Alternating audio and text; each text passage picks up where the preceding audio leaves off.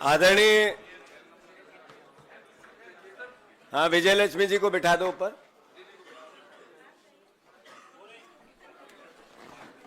आदरणीय सभी यहाँ उपस्थित लोकतंत्र के चौथे स्तंभ के सभी परिवारजन, मैं आप सबका अखिल भारतीय कांग्रेस कमेटी के इस प्रेस में स्वागत करता हूं। सम्मानित मध्य प्रदेश के प्रभारी आदरणीय हरीश चौधरी जी, सम्मानित सीएलपी के हमारे नेता प्रतिपक्ष आदरणीय उमंग सिंगार जी, मंच पर विराजित तेलंगाना की हमारी प्रभारी और पूर्व सांसद आदरणीय मीनाक्षी नटराजन जी, सीडब्ल्यूसी के हमारे आदरणीय कमलेश्वर पटेल साहब, हमारे पूर्व सीएलपी के हमारे नेता प्रतिपक्ष आदरणीय अजय सिंह राहुल भैया, आदरणीय पीसीसी के हमारे पूर्व अध्यक्ष अरुण यादव जी, सम्मानित सभी मंच पर विराजित वरिष्ठ जन, हमारे दिल्ली के प्रदेश कांग्रेस के लोकप्रिय अध्यक्ष देवेंद्र भैया, मंच पर विराजित सभी हमारे सीनियर नेतागण, सभी यहाँ उपस्थित सभी विधायकगण, आदरणीय प्रेस के साथियों, आज बहुत देश की राजनीति में महत्वपूर्ण, देश के लोकतंत्र को कलंकित करने वाला काले अध्याय के राजनीतिक घटनाक्रम में आप सबको हमने यहां आमंत्रित किया है। आप लोगों ने सर्वविदित है कि भारतीय राजनीति में पहला केस, पहली ऐसी घटना देश की आजादी के बाद जिसमें राज्यसभा का नामांकन निरस्त करना, ये देश में जो चर्चा का विषय है, आम जन के जनमानस में बैठी हुई भावना है कि इस देश में अब लोकतंत्र बचेगा या ऑटोक्रेसी की ओर देश जा रहा है, तानाशाही की ओर देश जा रहा है। उस घटना की एक महत्वपूर्ण घटना है, उस पूरा सोच और विचार की एक बहुत महत्वपूर्ण घटना है। मध्य प्रदेश के संदर्भ में आज सिर्फ कमलनाथ जी एक एमएलए हमारे यहाँ, वो उपस्थित नहीं है, बाकी 61 के 61 एमएलए यहाँ पर उपस्थित हैं। हमें 58 एमएलए की आवश्यकता थी। भारतीय जनता पार्टी ने नैरेटिव सेट किया, 10 विधायक कम होने के बाद भी, और जो निर्दलीय भी इसमें, वो भी हमारे ही संग थे, जो दूसरी पार्टी एक दो है वो भी हमारे साथ थी। मूल भावना ये है कि हमारे विधायकों की एकजुटता और जिस उत्साह और एग्रेशन से पूरा घटनाक्रम राज्यसभा का चला, उससे भयभीत हो गए नरेंद्र मोदी, भयभीत हो गए मध्य प्रदेश की भारतीय जनता पार्टी का पूरा नेतृत्व, और अंतोगत्वा उन्होंने वो क्राइम कर दिया, वो अपराध कर दिया जो सरपंच के चुनाव में, जनपद के चुनाव में, गांव-गांव, गली-गली, इस तरीके के छोटे चुनाव में जो घटनाक्रम होते रहते हैं, उस तरीके का सबसे उच्च सदन में राज्यसभा का नामांकन निरस्त करना। लोकतंत्र के चौथे स्तंभ की जब आपके सामने हम भावना व्यक्त करता है, पूरा देश करता है, सारे बुद्धिजीवी करते हैं, संविधान भी करता है, तो आस भी करता है लोकतंत्र के चौथे स्तंभ से कि इस पूरी घटनाक्रम को निष्पक्षता से आप देश की जनता के बीच में लेके जाएं। हम अलग अलग अपनी बातें कहेंगे, पर मैं सबसे पहले आदरणीय नेता प्रतिपक्ष उमंग सिंगार जी से आग्रह करता हूं कि वो अपनी बात कहेंगे, और फिर मीनाक्षी जी इसको थोड़ा एक्सप्लेन करेगी पूरे घटनाक्रम को, फिर हरीश चौधरी जी बोलेंगे। अच्छा, पहले मीनाक्षी नटराजन जी एक्सप्लेन करेगी। हमारे माननीय प्रदेश कांग्रेस के अध्यक्ष और हमारे सम्मानित नेता प्रतिपक्ष, पार्टी के समस्त वरिष्ठ नेतागण, हमारे एआईसीसी के मध्य प्रदेश के लिए प्रभारी और मेरे साथ सांसद रहे हरीश चौधरी जी, हमारे सभी बहुत सम्मानित मीडिया के बंधुगण, हमारे तमाम बहुत सम्मानित विधायक साथीगण और पूर्व विधायकगण, हमारे दिल्ली प्रदेश कांग्रेस कमेटी के सम्मानित अध्यक्षगण और हमारे एआईसीसी के तमाम सचिवगण, सभी मीडिया के सम्मानित उपस्थित बंधुओं, क्योंकि मामला सब जुडिस है, न्यायालय के अधीन है और आज भी माननीय उच्चतम न्यायालय में इसको सुना जा रहा है, तो मैं बहुत विस्तार में और सारे कानूनी पहलुओं पर आज बात नहीं करूंगी, क्योंकि वो आज उस पर चर्चा करना उचित नहीं है। मगर एक चीज ऑलरेडी पब्लिक डोमेन में है और अब क्योंकि वो इलेक्शन कमीशन की साइट पे उपलब्ध है तो वो वैसे भी आप सबके सामने है, उसकी बात जरूर मैं रखूंगी और मेरे एक साथी को मैं अनुरोध करूंगी कि वो स्लाइड के रूप में यहाँ पर उसको चलाएं। जो सारे मामले की जड़ है वो फॉर्म वो चल गया है, फॉर्म 26 है। ये कहा गया कि मेरे द्वारा फॉर्म 26 में बात को दर्ज नहीं किया गया और तथ्य को छुपाया गया। अब उसके जो सवाल हैं वो आपके सामने हैं। राजनीतिक दल का ब्यौरा देना है, मतदाता सूची में जो उम्मीदवार का क्रमांक है वो ब्यौरा देना है, उम्मीदवार का फोन नंबर और जो भी उसकी आइडेंटिटी है, ईमेल अकाउंट है, वो उसकी जानकारी देनी है, पैन और आयकर के रिटर्न के बारे में विवरण देना है, संपत्ति और अन्य चीजों के बारे में विवरण देना है। लेकिन मोस्ट इंपॉर्टेंट बात जिस पर यह सारी बात शुरू हुई वो ये है कि अगर कोई लंबित आपराधिक मामला है तो उसकी जानकारी देनी है और अगर कोई दंडनीय अपराध में दोषी ठहराए गए हैं तो उसकी जानकारी देनी है। जाहिर है कि इन सब चीजों पर मैंने लिखा कि ये मुझ पर लागू नहीं है, क्योंकि मुझ पर एक लीगल नोटिस है। वो लीगल नोटिस की पूरी कानूनी जानकारी मैंने मेरे ईसीआई को जो मेमोरेंडम दिया उसमें रखा। आज सुप्रीम कोर्ट में भी वो बात रखेंगे। मात्र एक लीगल नोटिस है जिसका अब तक अदालत ने संज्ञान तक नहीं लिया, कॉग्निसेंस तक नहीं लिया, वो मैटर है। तो अब इसको दर्ज करने के लिए कॉलम कहां था, ये क्लैरिटी होनी चाहिए। फॉर्म 26 में ऐसा कोई कॉलम नहीं है जिसमें लिखा जाए कि रैंडम कोई प्राइवेट कंप्लेंट के भी बारे में सूचना दीजिए। अगर वो ऐसा कोई कॉलम होता तो हम ये सूचना जरूर देते। इतना ही मैं अपनी ओर से कहूंगी, क्योंकि ये दोनों ही मामले, लीगल नोटिस और आज जो सुप्रीम कोर्ट में सुनवाई है, वो ये सब मामले वहां आज सुने जाएंगे। तो इस पर इसके अलावा और कुछ बोलना मेरे लिए आज वो ठीक नहीं होगा। वो सुप्रीम कोर्ट की जो गरिमा है उसके भी साथ ठीक नहीं होगा। मगर ये डॉक्यूमेंट क्योंकि पब्लिक डोमेन में है, मेरा एफिडेविट पब्लिक डोमेन में आप सबके पास ऑलरेडी होगा, इसलिए मैंने अपनी ओर से ये बात आपके समक्ष रखी, ताकि ये किसी प्रकार की डिस्क्रिपेंसी ना हो कि फॉर्म में कोई कमी रह गई थी या कोई जानकारी छुपाई गई थी। कोई भी जानकारी छुपाई नहीं गई, जो कि मांगी गई। जो भी जानकारियां मांगी गई वो सारी जानकारियां फॉर्म 26 के तहत दी गई। मैं इतना ही अपनी ओर से कहूंगी। आदरणीय साथियों, मूल भावना मीनाक्षी जी के पूरे वक्तव्य की यह है कि जो फॉर्म में लीगल डॉक्यूमेंट्स मांगे जाते हैं 100% वो दिए गए, 110% वो दिए गए। कोई किसी प्रकार की फॉर्म से संबंधित कोई चूक नहीं थी। आदरणीय नेता प्रतिपक्ष उमंग सिंगार जी से मैं आग्रह करता हूं वो अपनी बात करें।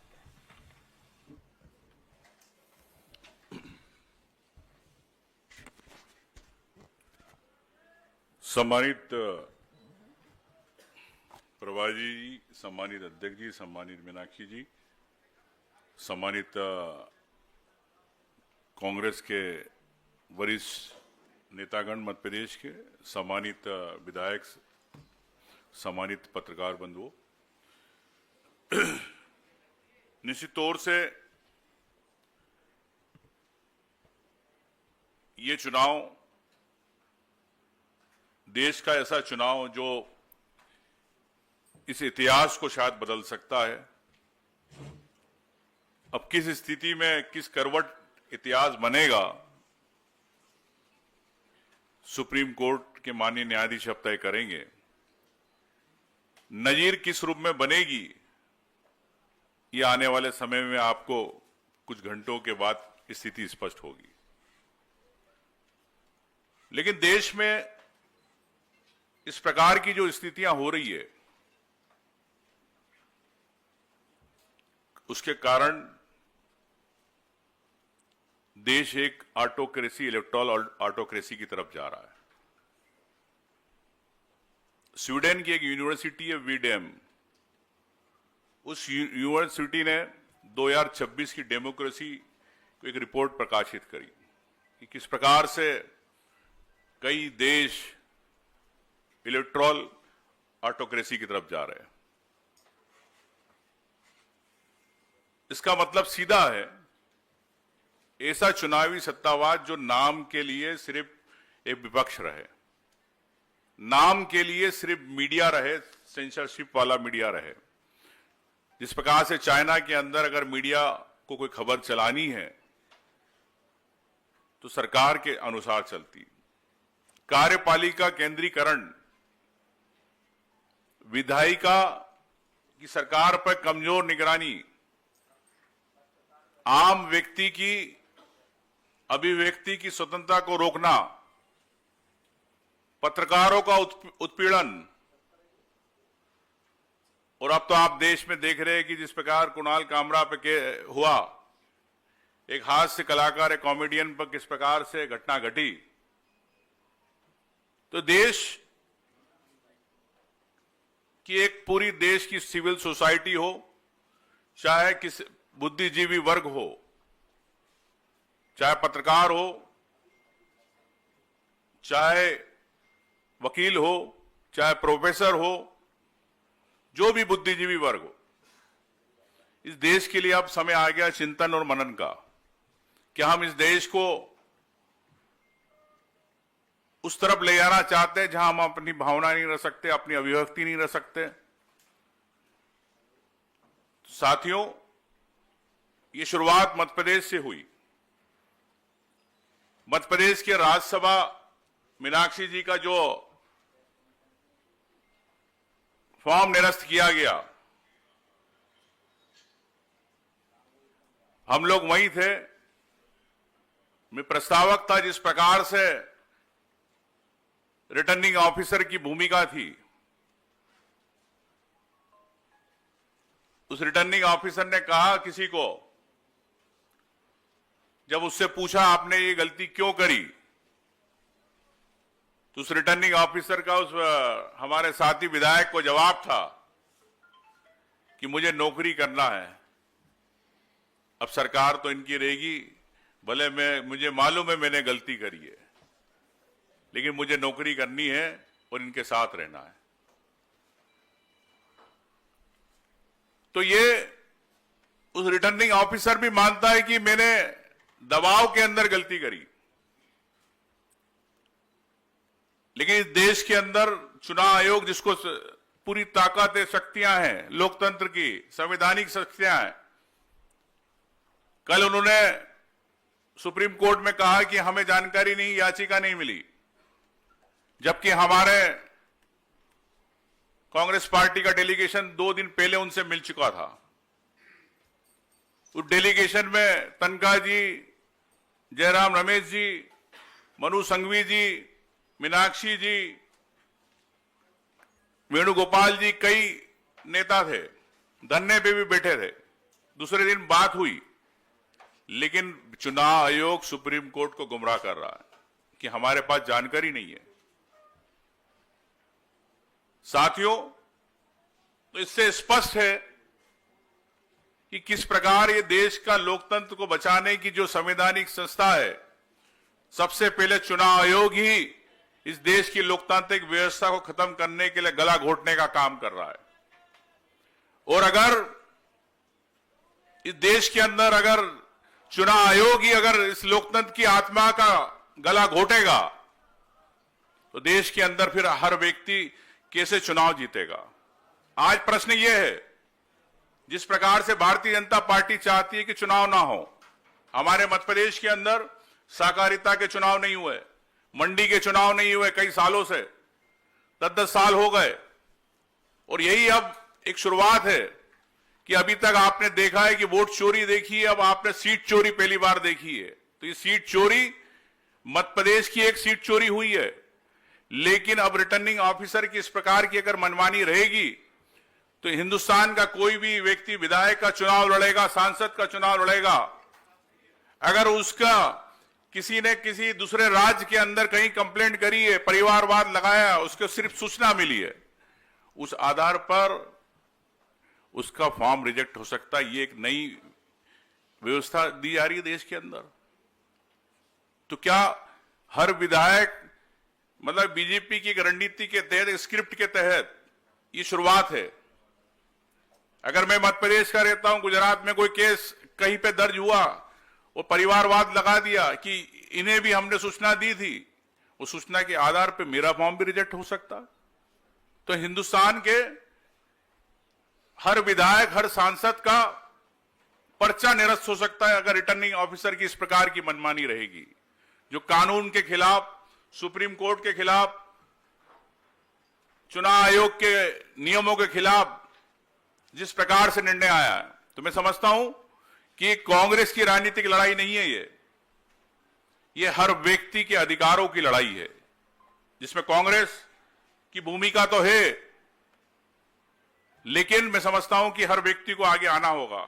साथियों, हमें माननीय राज्यपाल महोदया से भी हमने समय मांगा था, सम्मानित हमारे विधायकों ने, राष्ट्रपति महोदया से माफी चाहता हूं, तो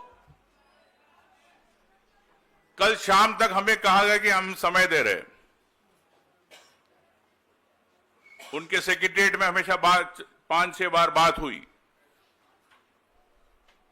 लेकिन राष्ट्रपति महोदय ने आज सुबह जो उनके वहां से सेक्रेटरीट से आया कि उनके पास समय की कमी है, इसलिए हम नहीं दे सकते, ये मेल आया।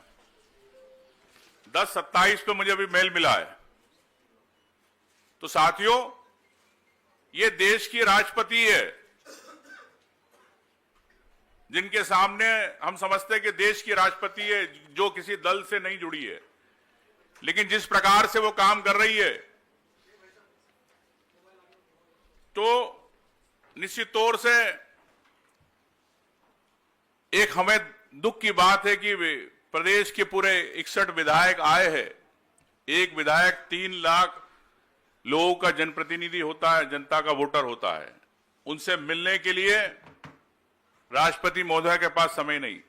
तो ये एक उदाहरण है कि किस प्रकार से देश के तानाशाही की ओर चल रहा है। लेकिन मैं समझता हूं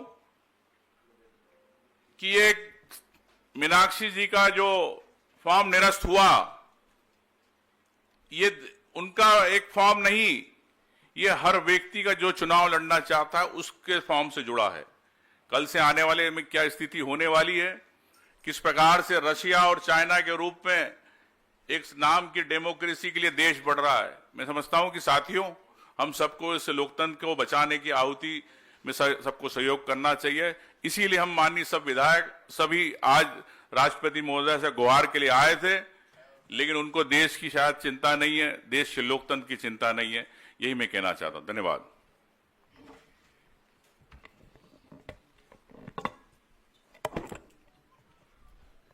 आदरणीय साथियों, रिटर्निंग ऑफिसर का रवैया क्या था? आदरणीय उमंग जी ने, नेता प्रतिपक्ष जी ने आपको बताया, जब स्कूटनी चल रही थी तब वो अपना धर्म निभा रहे थे जिस परिवार से वो आते हैं। इनकी पृष्ठभूमि संघ की पृष्ठभूमि है रिटर्निंग ऑफिसर की। और इससे पहले राजेंद्र भारती जी के एक विधायक की जब सदस्यता ली थी तब भी इनकी पूरी भूमिका संदिग्ध थी। कल जब नया तीनों निर्विरोध निर्वाचित राज्यसभा के सांसद किए, 9 बजे से 8:30 बजे वो ऑफिस पहुंचकर अपने काम पे लग गए थे। यानी जो रिटर्निंग ऑफिसर है उसने जितना बड़ा क्राइम किया, ये देश के इतिहास के लोकतांत्रिक व्यवस्था में काला धब्बा है। उमंग जी ने इस भावना को आप सबके सामने व्यक्त किया। दूसरा, हमने उसी रात को सारे विधायक केंद्रीय निर्वाचन का भोपाल कार्यालय पे हमारी आपत्ति दर्ज कराने गए। 6 घंटे तक हम सोते रहे, वहीं पे वीडियो विजुअल आए। सुबह उन्होंने कहा कि आप सुबह हम आपसे 11 बजे मिलेंगे।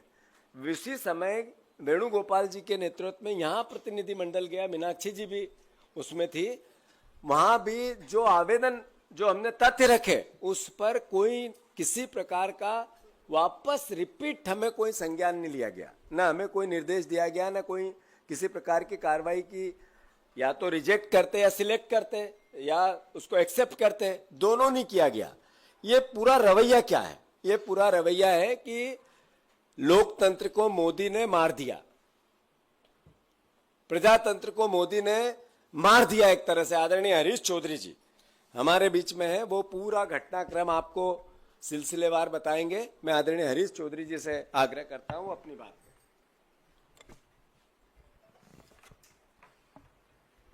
नमस्कार साथियों, अभी तक देश में सामने ये सवाल है, क्या देश ऑटोक्रेसी की दिशा में जा रहा है?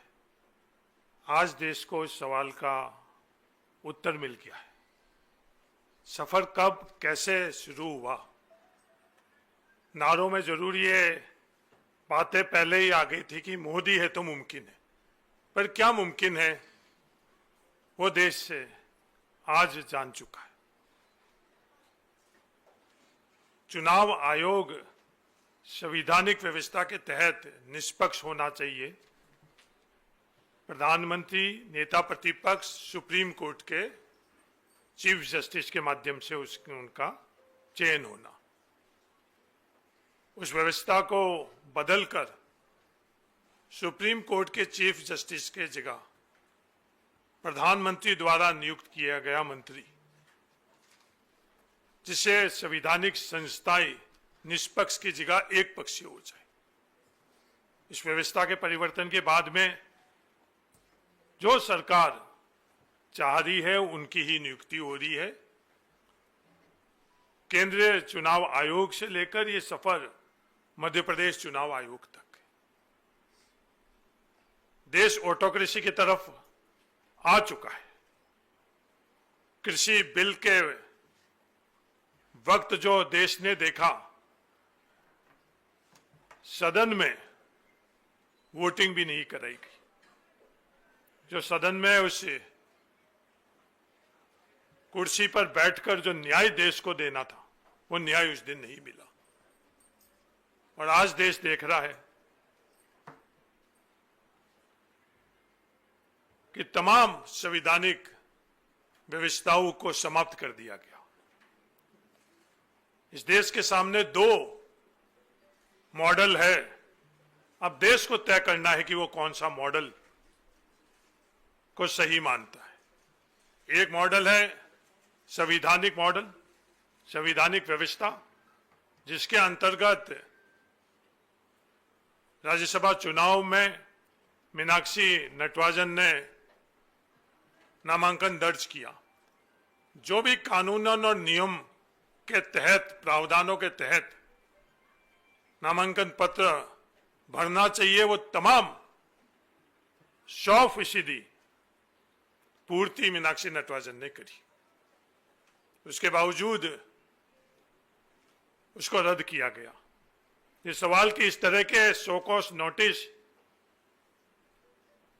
सिर्फ मीनाक्षी नटराजन को दिया गया और भी कईयों को दिया गया। आज देश के केंद्रीय मंत्रिमंडल में बैठे हुए लोगों के भी शो कॉज नोटिस मिले हुए हैं। लोकसभा के अंदर, राज्यसभा में बैठे हुए सांसदों को भी शो कॉज नोटिस मिले हुए हैं, लीगल नोटिस मिले हुए हैं। बहुत बड़ी तादाद में विधायकों को भी मिले हुए हैं, पर किसी ने भी इसको का उल्लेख क्यों नहीं किया? क्योंकि इस तरह की व्यवस्था ही नहीं है। कहां उल्लेख करते हैं? कोई स्पष्ट तो करे। किसी भी कानून विद से बात करें तो कोई भी इस व्यवस्था को जानता है, और हर पत्रकार भी जानता है, और देश का नागरिक भी जानता है। जब ऑटोक्रेसी आई इस देश में, तो दूसरा मॉडल, मोदी है तो मुमकिन है, नरेंद्र मोदी जी का मॉडल है। उसकी तुलना आज देश को करनी चाहिए। एक तरफ संवैधानिक मॉडल के तहत, व्यवस्थाओं के तहत मीनाक्षी नटराजन का फॉर्म भरना और उसको रिजेक्ट करना, रिजेक्ट करने वाले जो आरओ थे वो निष्पक्ष नहीं। और दूसरा मॉडल जो मोदी मॉडल है, उसके अंतर्गत बहुमत नहीं होते हुए भी संसद के अंदर लोगों की आवाज नहीं पहुंचकर पूंजीपतियों की आवाज कैसे पहुंचे। झारखंड में एक बड़े कॉर्पोरेट घराने के नुमाइंदे कैसे पहुंचे, जिन्होंने अपना गलत फॉर्म भरा निष्पक्षता की जगह, जो उनके अधिकार क्षेत्र में नहीं है। झारखंड के आरओ को जो फॉर्मेट है, उस फॉर्मेट में भी भरा नहीं गया। जो त्रुटियां थी, वो त्रुटियां को सुधारने का भी अवसर नहीं मिलना चाहिए। बस फॉर्मेट को बदलवाना, उन त्रुटियों को बदलकर उनका फॉर्म स्वीकार करना आज देश के सामने इस ऑटोक्रेसी का इससे ज्यादा बड़ा उदाहरण कुछ भी नहीं हो सकता है।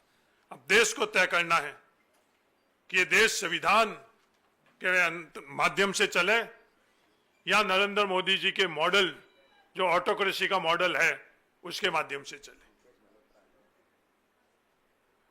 सिर्फ भ्रम भ्रांति और गलत प्रोपोगंडा के माध्यम से अपनी ऑटोक्रेसी को जायज ठहराना क्या देश हित में है या नहीं है। हर तरह की जब संस्थाएं के अंदर इस तरह की व्यवस्था है, उन संस्थाओं के माध्यम से देश हर वर्ग, सिर्फ जनप्रतिनिधि के माध्यम से नहीं, हर वर्ग, चाहे छात्र होए, उन संस्थाओं को आज समाप्त कर दिया गया ऑटोक्रेसी की सोच से। जो जीतू पटवारी जी ने कहा है मोदी है तो मुमकिन है, आज उनकी कीमत क्या देश के छात्रों को चुकाने पड़ रही है, वो सीबीएसई और नीट, क्योंकि उन संस्था में बैठे हुए लोग योग्य नहीं है, निष्पक्ष नहीं है उन संस्थाओं में।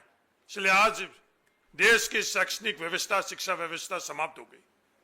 किसानों के साथ क्या हालात है, किसानों को अपने उपज के संदर्भ में दर दर भटकना पड़ता, कोई खरीद नहीं रहा है।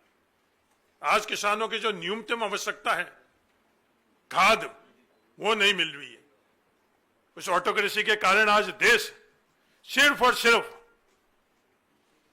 आज किसी और का बहाना हम लोग नहीं बना सकते। युद्ध का बहाना बना के संदर्भ में जो प्रोपोगंडा हो रहा वो सच्चाई नहीं है। नरेंद्र मोदी जी की गलत नीतियों के कारण, जिसके कारण देश को तेल मिल सकता था, मिल रहा था रशिया से और ईरान से, नरेंद्र मोदी जी के कारण आज देश को तेल भी नहीं मिल रहा है। कोई भी ऐसा क्षेत्र जिसमें मोदी है तो मुमकिन है, तो हर क्षेत्र को रौंद दिया गया। और उसी क्रम के अंदर आज इस मॉडल के तहत मीनाक्षी नटराजन जी का भी नामांकन खारिज कर दिया गया। आपके मार्फत से मैं देश को यही निवेदन करना चाहता हूं, ये कांग्रेस लड़ाई लड़ रही है सिर्फ राहुल गांधी और उनके साथियों का संविधान बचाने की लड़ाई नहीं है। इस लड़ाई में किसी भी विचारधारा को मानने वाला देश का नागरिक, उसको यह लड़ाई लड़नी पड़ेगी। देश को बचाना, संविधान को बचाना है। और ये प्रोपोगंडा और मिथ्या और झूठ फैलाना की जो प्रयास किया जा रहा है, वो सच्चाई देश के लोग जाने, ये मेरा आपके मार्फत से देश को कहना है। धन्यवाद। साथियों, चूंकि नेता प्रतिपक्ष जी हमारे सारे विधायक आए हैं, तो अंत में जब हमारे सवाल जवाब होंगे, उसके बाद हमारे नेता प्रतिपक्ष जी हमें कोई आदेश देंगे, उसकी हम सब विधायक मिलकर पालना करेंगे। आदरणीय हरीश चौधरी जी ने ये कहा कि देश में अगर युवाओं के अधिकारों का हनन हो रहा है तो अल्टीमेटली मोदी के कारण हो रहा है। अगर लोकतांत्रिक व्यवस्था चरमरा गई, समाप्त हो गई, तो इसके पीछे मोदी ने देश का वातावरण ऐसा बना दिया। मोदी है तो मुमकिन है, उसकी जगह मोदी ने देश के हर वर्ग को एक तरह से मार डाला। मोदी के कारण देश में इतनी व्यथा बन गई कि जिसका कोई तुलना नहीं की जा सकती। आदरणीय मीनाक्षी जी चूंकि अपने कोर्ट रूम में है तो ज्वाइन कर लो, आप कर लो। अंत में मैं आप सबसे ये कहना चाहता हूं कि वोट चोरी फिर सीट चोरी, फिर विधायक चोरी, सांसद चोरी, चुनाव चोरी। एक मुकेश मल्होत्रा जी हैं, उनसे मेरा आग्रह है कि वो आगे आ जाए। मुकेश मल्होत्रा, ये आदिवासी विधायक हैं। ये उपचुनाव में 10,000 से ऊपर जनरल सीट पे जीते। इधर आ जाओ मुकेश मल्होत्रा जी। और कैबिनेट मंत्री को इन्होंने हराया। ये राज्यसभा चुनाव का क्राइम कोई फॉर्म भरा जब से घटनाक्रम जारी नहीं हुआ। अभी 1 मिनट इधर जाओ। राज्यसभा का चुनाव आज से, जिस दिन फॉर्म भरा उस दिन से क्राइम चालू नहीं हुआ है। 2 विधायकों को डिस्क्वालीफाई कर दिया। ये मैसेज क्या था? मुकेश मल्होत्रा 10,000 वोट से चुनाव जीते, इनको चुनाव हराया और इनकी जगह जो हारा उसको वापस सीट पे बिठाया। इस तरह का फैसला आया, आज तक हिस्ट्री में नहीं हुआ। हारे हुए व्यक्ति को चुनाव जिता देना, ये वोट नहीं दे राज्यसभा में, इसके लिए इनको हरा देना। एक और विधायक है, उनका आनंद फानन इसी तरीके से रात को 12 बजे डिस्क्वालीफाई करने के बाद ऑर्डर करना, कोर्ट दूसरी जगह जा ही नहीं पाए। राजेंद्र भारती जी, ये भारतीय जनता पार्टी नरेंद्र मोदी ने राज्यसभा के चुनाव का क्राइम निर्वाचन आयोग के द्वारा लगभग 6 महीने पहले चालू कर दिया था। आदरणीय नेता प्रतिपक्ष जी से आग्रह है, आप बताइए आगे, चूंकि आपने राष्ट्रपति जी से समय मांगा था, उन्होंने नहीं दिया। क्या अच्छा, आपको कोई प्रश्न लेना है?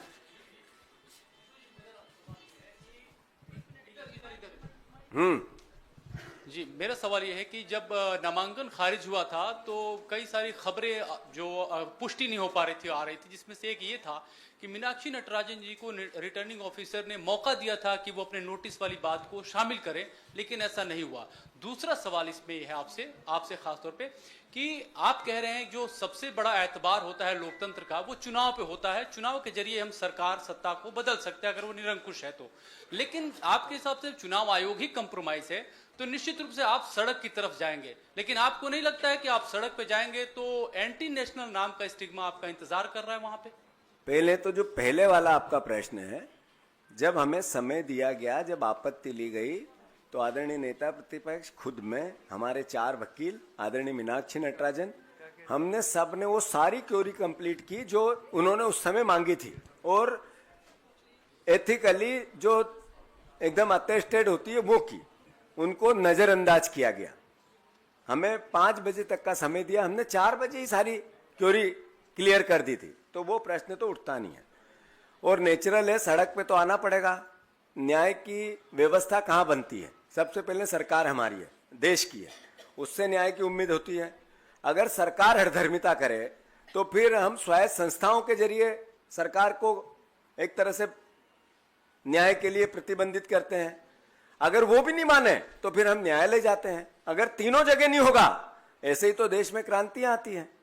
अगर इस तरीके से न्याय भी, जैसे एक ये मुकेश मल्होत्रा है, इनको जीत गए 10,000 से, हराया कैबिनेट मंत्री को, कोर्ट ने निर्णय दिया आप इनको जीते हुए को हरा दो, हारे हुए को फिर बिठा दो।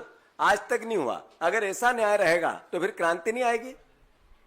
क्रांति आएगी कि नहीं आएगी? तो रास्ता अंतिम वही है।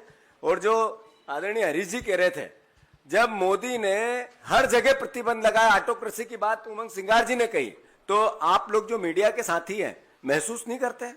100% करते हैं। जब आप महसूस करते हैं तो आपको भी, जो आपकी स्वतंत्रता को किसी ने हत्या की, तो वो भी तो मोदी है, ये तो मानना पड़ेगा। हाँ, और किसका सवाल? मोहित दुबे हूं, एबीपी न्यूज से। मेरा सवाल यह है कि मीनाक्षी नटराजन के नामांकन रद्द होने के बाद आप लोग चुनाव आयोग की दहलीज पे गए, वहां आपको मौका नहीं मिला। सुप्रीम कोर्ट में भी सुनवाई चल रही है। बसों में भर के आप लोग दिल्ली पहुंचे हैं, सारे के सारे विधायक 61 की बात कर रहे हैं। कमलनाथ जी वहां नहीं आए हैं, उसके पीछे क्या वजह है? दूसरा सवाल कि राष्ट्रपति से आपको मौका नहीं मिला है मिलने के लिए, तो क्या यहां से राष्ट्रपति भवन तक मार्च करने का भी कोई कार्यक्रम है आप लोगों का? जहां तक कमलनाथ जी का प्रश्न है, पूरे उनके संज्ञान में है, उनसे बात हुई है। वो किसी, चूंकि ये हमारा इमीडिएटली कार्यक्रम बना है, उनका आज दिल्ली में नहीं है, इसलिए वो नहीं आ पाए, अन्यथा वो भी रहते।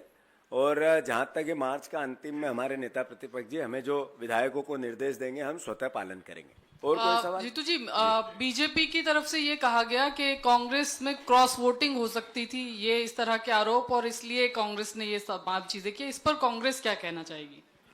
मैं मीडिया से ये आस करता हूं, लोकतंत्र के आप चौथे स्तंभ हो। भारतीय जनता पार्टी ने जो क्राइम किया वो क्राइम नजीर बना है।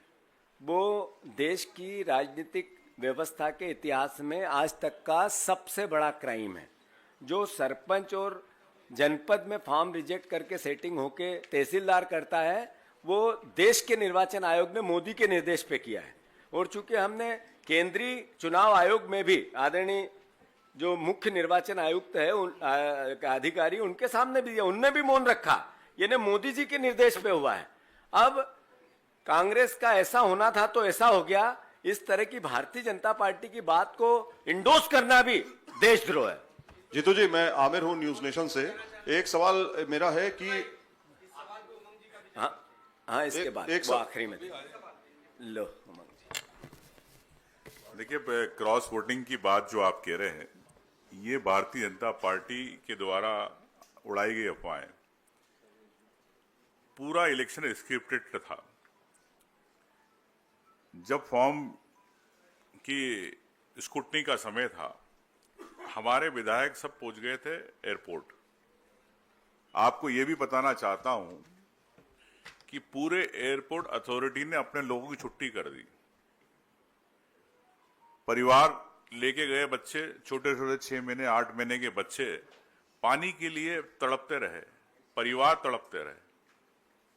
आप विधायकों के साथ कर सकते हो क्रूरता, लेकिन उन परिवार, उन बच्चों की क्या गलती? 5 घंटे तक वो वहां पे रहे। और जब तक प्लेन टेक ऑफ नहीं किया, जब तक यहां निर्णय क्लियर नहीं हुआ कि 5:30 बजे यहां पर हमको इसको फॉर्म को रिजेक्ट करना, पूरा स्क्रिप्टेड था। और क्रॉस वोटिंग की बात है, क्रॉस वोटिंग आपको स्पष्ट कर दे कि डर गए थे वो कि हम 8 वोट नहीं ले सकते, जब इनके साथ पूरे विधायक इनके साथ एकजुट है। इसी कारण उन्होंने फॉर्म रिजेक्ट किया। ये पूरी स्क्रिप्टेड था। जीतू जी, आमिर हूं न्यूज नेशन से। एक सवाल ये पूछना चाह रहा था, फॉर्म 26 की आप बात कर रहे थे। फॉर्म 26 में आप कह रहे ऑप्शन नहीं था, उसमें वो जो डिटेल डालने का ऑप्शन ही नहीं था। इसके बारे में थोड़ा क्लियरिटी बताइए कि ऑप्शन क्यों नहीं था उसमें। 2 बातें हैं कि फॉर्म्स में जिस चीज की आवश्यकता होती है, जो नीड होती है, जो शासन ने, निर्वाचन आयोग ने, वो हमने शुरू में आपको बताया। जो प्राइवेट कंप्लेंट के अगेंस्ट नोटिस मिलता है, यानी किसी ने आपको कुछ कहा, आपके लिए कंप्लेंट की, उसके लिए अपराध नहीं बनाओ, आपको उसके लिए जवाब देना है, ये अपराध की श्रेणी में नहीं आता है। तो उसकी जरूरत नहीं थी उस फॉर्म में, और आज तक किसी ने नहीं किया। सिर्फ मीनाक्षी जी का सवाल नहीं है, आज तक की हिस्ट्री में इस तरीके की फॉर्म की सबमिशन में किसी से भी ये मांग नहीं की गई, और इस आधार पर किसी का निरस्त भी नहीं हुआ। जब हरीश जी ने कहा कि ऐसा कोई व्यक्ति नहीं है, सारे सांसद होंगे, आप सारे जर्नलिज्म, एक केस है, मैं इसको थोड़ा और तरीके से समझा दूं। हमारे यहाँ एक लीडिंग अखबार है, उनके मालिक पे पास्को का एक धारा लग गई। पास्को की क्यों लगी? कि एक माइनर लड़की जिसके साथ बलात्कार हुआ था, उसका किसी एक एडिशन में उसका फोटो आ गया, तो उन पे लग गई। तो उनको कोर्ट ने पूछा आपका क्या करना, तो अपराध तो नहीं हुआ। ये इस तरीके से किसी ने किसी से कोई मांग की, और फिर सरकार ने, कोर्ट ने कहा कि आपका इसमें क्या रोल है, ये आपके लिए ये कह रहे हैं। तो संबंध के आधार पे तो इस तरह का निर्णय हो ही नहीं सकता। एक तरह से क्राइम है, ये सवाल ही नहीं बनता है। धन्यवाद आदरणीय उमंग जी। मैं धन्यवाद पत्रकार महोदय। मैं उमंग जी से निवेदन करता हूं कि इस प्रेस कॉन्फ्रेंस के संदर्भ में अंतिम वक्तव्य दें। आप अपनी बात सुनाना भी चाहते हैं और सवाल भी नहीं ले रहे थे। सवाल हो गया ना, ये तो कैसे बता? हाँ, मेरे 2 सवाल हैं। पहले वो कह रहे हैं, वो कर लें। हाँ, फिर आप कर लें। हाँ।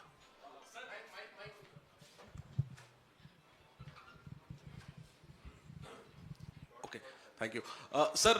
दिग्विजय सिंह ने इस मामले पर टिप्पणी करते हुए सुप्रीम कोर्ट पर भी सवाल खड़े कर दिए। उन्होंने कहा कि सुप्रीम कोर्ट भी इसमें शामिल है, ऐसा उन्होंने आरोप लगाया है। बीजेपी दिग्विजय सिंह पर एफआईआर दर्ज करने की मांग कर रही है। क्या कांग्रेस पार्टी दिग्विजय सिंह के बयान से सहमत है कि सुप्रीम कोर्ट भी इस मामले में उनकी भी मिली भगत है? ये वक्तव्य मैंने सुना नहीं है, और भारतीय जनता पार्टी का इसके संदर्भ में क्या रिएक्शन है सुना नहीं है।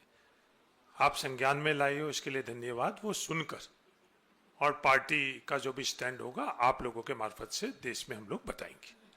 मेरे दो सवाल हैं। नाम तेजपाल सिंह। पहला सवाल यह कि महामहिम राष्ट्रपति जी द्वारा समय न देना देश के विधानसभा के विधायकों को जो सम्मानित जनप्रतिनिधि हैं, और इसके साथ साथ ही सुप्रीम कोर्ट में भी कल सुनवाई न होना, तो क्या आम आदमी को मान लेना चाहिए कि जब विधायकों को न्याय नहीं मिल रहा है तो बात विधायकों की सही या गलत कुछ भी हो सकता है, लेकिन निर्णय बात सुनी जाना लोकतंत्र का पहला अधिकार है, उस वक्त बात सुनी जानी चाहिए। तो क्या आम आदमी की बात कहीं नहीं सुनी जाएगी?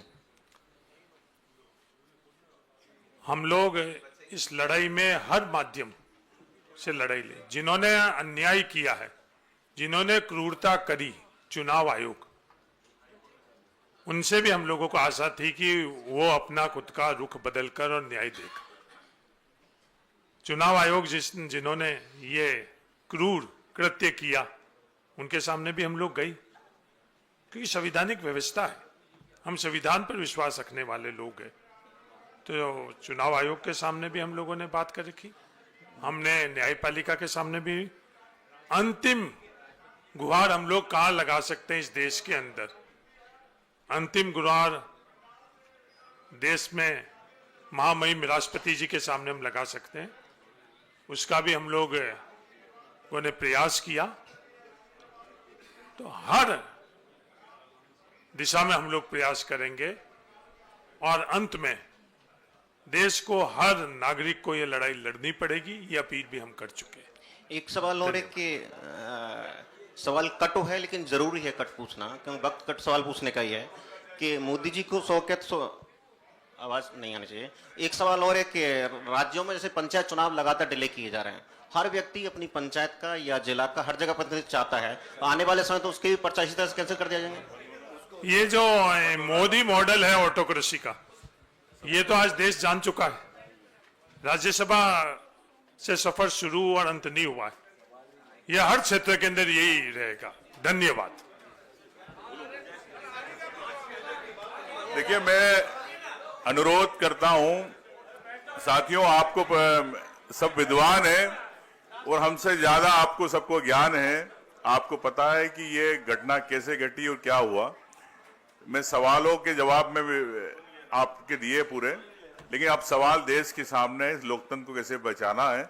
और मध्य प्रदेश से हम सब विधायक आए, माननीय सम्मानीय सब नेता आए, वहां के वरिष्ठ, आज हम मार्च पास करेंगे और ये न्याय की बात करेंगे राष्ट्रपति भवन तक के लिए। Thank you.